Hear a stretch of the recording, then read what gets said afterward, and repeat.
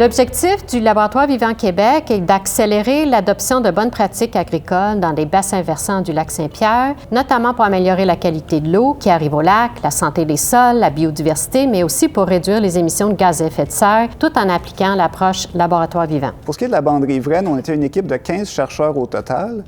La composante biodiversité de la bande riveraine, on était 9 chercheurs-chercheuses distincts. Et on a regardé l'effet du type de bande riveraine, mais aussi la largeur de la bande riveraine sur la biodiversité, autant dans le microbiome du sol, dans les oiseaux que les insectes pollinisateurs. Bien, premièrement, on a vu que peu importe le type de bande riveraine, on avait une bonne biodiversité de pollinisateurs. On a trouvé en moyenne 30 espèces par site, ce qui est quand même très bon. Et en plus, on a pu détecter une grande majorité de bourdons et d'insectes pollinisateurs, donc des abeilles sauvages, contrairement aux abeilles à miel provenant de ruches. Ça, c'est bon parce que ça nous permet en fait, de polliniser une vaste gamme de fleurs sauvages dans le milieu naturel.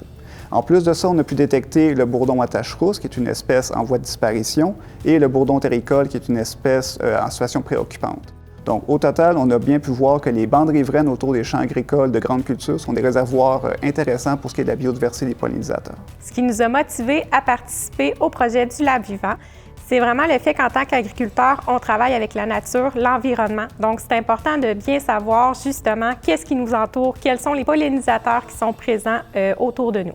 Ce qu'on trouve intéressant avec les résultats, c'est vraiment de connaître la variété des espèces qui sont présentes pour par la suite pouvoir travailler en collaboration avec notre agronome pour faire les bons choix au niveau des pesticides. Le projet nous a permis de voir différemment l'implantation d'une bande riveraine, donc d'en voir les différents bénéfices, autant pour nous que les producteurs voisins.